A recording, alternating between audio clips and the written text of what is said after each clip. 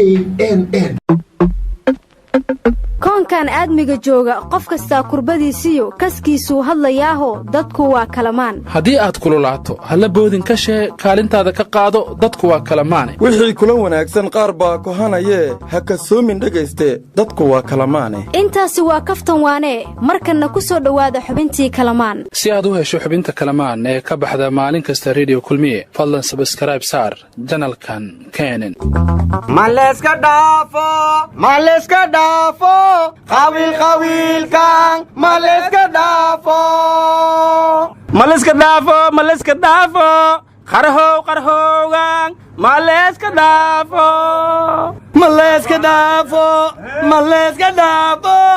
Ahmed Madoobe maleska dhaafo doorasho dadban maleska dhaafo khaliijkan maleska dhaafo warar kalmaanow maanta macallin maxamuud ma yacazume oo dhuusmareen ma u socotaan war macallin maxamuud laftiisaba xasan daaro weesba casuumaan la yiri warteesi walaagi goroor laga galaa fuud laga gala faday haddii san roobo casuumaadka kaas asiin ku weeli wir macallin maxamuud siin ku weelo yahay waare xad qarabtaa سلامينا شيخين محمودا سلامينا بعدو إنا سلامته وحق شيخ محمود أو عبد الله عريف تفسير كقرآن كأيان إذا عذا رلك ودل دقيستا ورياضة موالنتين قبيل هل الدايو وقرح هل الدايو وقليج هل الدايو تيلو الدايا سوقر شياشي غرابك إيضانها ماهن ما واحد يا فيانك اسكاشتة غرح ليدي ورلانكو يوني ما iska aglugo lankoota kor isla hadalni may arayniyow beero qodanen garanna suubsanen markaasa ma ileya war beer falo way ka rabtaa daaway ka rabtaa qarishay ka rabtaa wax walba ka rabtaa wax la beerta qabiil wax ugu fiican malaha igaar 20 jir oo kawla meel oo yimid aad u jeedina beeka am garabkaada ka hargufay reer hibilan ah ee ku leeyahay war aan beerano way yari war maanta hogaamiye beeshil hada caalamka James Iswan iyo wafdi hogaamiye kismaayo aaday maandhow James Isman waa ina ahayo waree dafaaca James ku kaysata ma joogtide nadagayso xildhibaan wixii bedelka joogana maanta kismaayo aadan ayaguna war ma qaraaba laga sheegay saw kismaayo kistaada lama dhihin war kismangaadna kismaayo kisak weydiyan fadlan ku shubay war kismaayo badbaado qarna ka soo baxday maandhow ma nolol iyo nabada tagtay war dad madanaatiine waxa la rabaa dadkii isku hay doorashada Jubbaland in meel la soo keeno war yaa Jubbaland isku haystay odayaa joogay iyo niman kula dhagane adaga waxaan ka sheekiyay xala markuu fiqo u tagay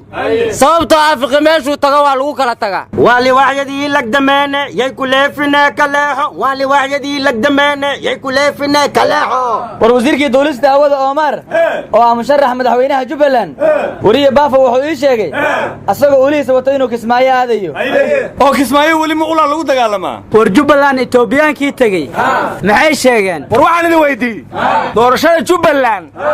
wasiirka arrimaha guduhu inta u tago madaxweynaha xamar ugu soo diri waayay sidii xaaf ishiisa laga gartaa ushiisa lagu dila war anigu waxaan leeyahay waa tuu galmudug joogay iyo jawhar iyo baaye waa tuu Puntland jaba culus jeenyuhu suray Jubbaland khilaafkii hadduu jaanta sii dhigay jameecooyin wadawaal oo tood u kala jeeda oo jeenan baaso caba dhaliyay jaaja war Cabdirashiid Xidigo shalaka Ismaaciil wuxuu yiri markii madaxweyne la ii doorto toosan buu u fariisinaw yiri war xidig war kama haysida wuxuu yiri nin waliba suu raba hadii laga yeelayo aniguba mar horaan madaxweynaha Soomaaliya noqon lahaa horaan waxa loo yiri bursaliti bajinimo bes lahaynin mukubashanayo wariyada reer kalamaan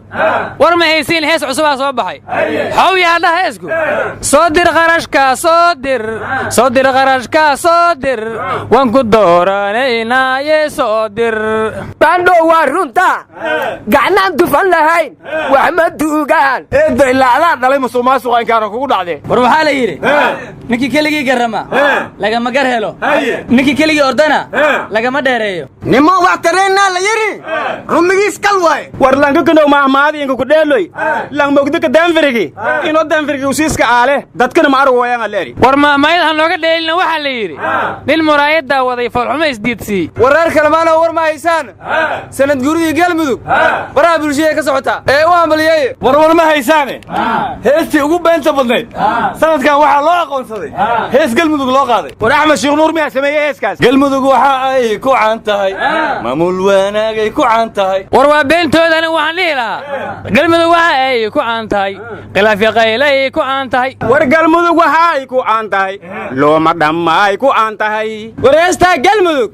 nin axmed faaruuq la yidhaahda baa beddelay wuxuu yidhi galmudug waxa ay ku caan tahay col iyo diriir bay ku caan tahay dad iscunayay ku caan tahay iscayrcayrsashay ku caan tahay car iyo wir bay ku caan tahay carun qulqulayay ku caan tahay wadaad cartamayay ku caan tahay cawaanis dishay ku caan tahay eber iyo cidlay ku caan tahay anna waxaan ugu daray intaasaan ku soo koobaya ayaanan sii badin adkay cunaan caane ku cawaan see loo celi karaa cawashirko waryaada reer kalamaan war wuxuu ma ogidiine ra'iisul wasaaruhu maanta wuxuu booqday ciidankii shalay ku soo dhaawacmay awdhiigle war heedhe ma u hambaliyey waxaad tihiin geesiyaal u dhaawacmay qarankiinna dowladdiinnuna way idin garab taagan tahay haddaad bogsataanna waxaa idinka filayaa inaad si degdeg ah ugu laabataan halkii aad ka dagaalamayseen ee cadowga aad ku ceydhinayseen waxaa ka maqnay dhibkiina dhafalaan iidhigi ma dhahay warnimayo waxaa la yidhi dhaawoco dhayma waraabiye dhawaaq miyaa dhakhtarnaaqa dhaawoco dhayma waraabiye dhawaaq miyaa dhakhtarnaaqa adiga laftaadaaba codkaagu cod dhaawac u eg yahaye xabaddu xaggee kaaga taal baandhooyow horaa waxaa loo yidhi ditoor minaad dabiib taqaan dameera dalqa iiga taa warnimayo waagii hore ciidamadu waxay lahaa jireen waardiye ka fog oo wixii socda intii istaajiya kaababoosta dhihi jiray waxay kaloo ciidamadu lahaa jireen sahan iyo ilaalo maxay yihiin marka ciidamadan mar kasta xeryahooda lagu soo weeraraayo war waxaa la yidhi askari ma xumaada haddaan taliyihiisu xumaan marka dhibaatada waxaa u sababa ciidan kastoo la soo weeraro taliskooda wax lagama weyddiiyo war adinku maxaalaad dhalateen dalka iyo dawladdiisa xog kama haysaan miya madaxdii iyo xafiisyadooda lagu qarxiyo lagu weeraraanba waxba layska weyddiine ciidan xeradiisii lagu weeraray see wax laysaga weyddiinayo adinku ugu xiiqaysaan ciidamada dalkoo way hurdoonayaan ciidamadii dalkoo way mashquulsan yihiin ciidamadii dalkoo way mirqaamayaan ciidamadii dalkoo war mashaexda kaloo milatariya miyaa timid war kuwaan waddooyinka taaganoo samaacadaha shitiyo waardiyaha ma arka miya maya waxaan arkay waardiyaha geemka ciyaara dagaal baa lagu jiraayey ciidanka hurdow toos waryaal hees ma taqaaniin dhegaysta aabbe madaxuu xooshiyo hooyo xihan asaayiyo dhallinyaro xanuunkii guracyadu xakaarshaad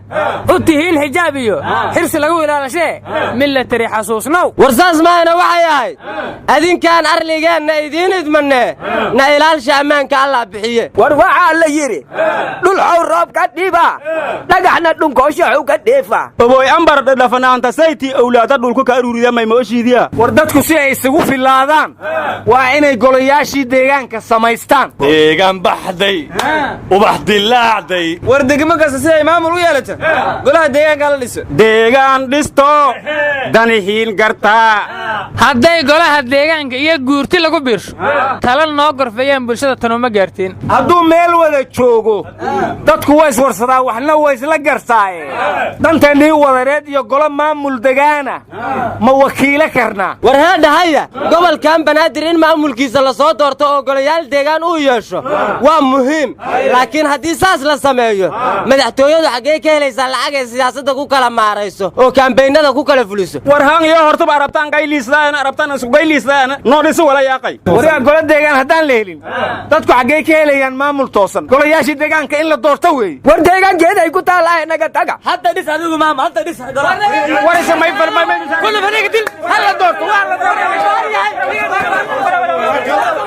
naga taga qaar ilaahay idin siiye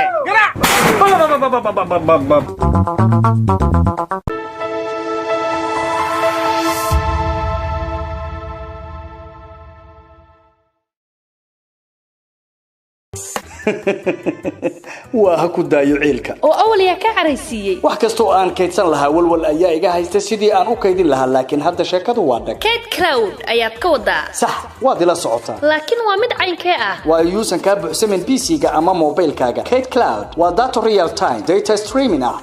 ku darso data waxaa lagu macneeyaa saliid cayriin ah oo qofka uu ka isticmaal badan yahay waa uu ka caqli badan yahay علشان شنطة nin ee Mareykanka ugu lacagta badan waxay ka sameeyeen isticmaalka data waxa hubaala in Kate Cloud yahay daatada qarnigan waa amri badan yahay saalna kuma buuxsamo waxaadna ku kaydsan kartaa documents videos audios pictures iyo wax kale oo ka badan waa sahal isdiiwaangelinta Kate Cloud tusaale waxaad gelinaysaa magacaaga emailkaaga telephone number iyo password aan la qiyaasi karin data meeshay doonto ha taalo si sahal ah ayaad ku soo qaadan kartaa si aad ugu shubato Kate Cloud adigoo isticmaalaya upload Kate Cloud waxa aad ka helaysaa 2,000 GB oo aan muddo sanado ah si sahal ku buuxsamaynin iyo 5,000 GB oo qiyaasta sanado ka badan ah waxaadna ka heli kartaa inta daato kayd ee aad u baahan tahay sidii loo helay Kate Cloud waa laga gudbay computer ama mobile buuxsama علشان Kate Cloud wixii farantiis dheerna waxaad kala xiriirtaa emailkooda waa info@katecloud.com ama muqdisho waa eber 68 10 29 29 ama hargeysa eber 633 eber 5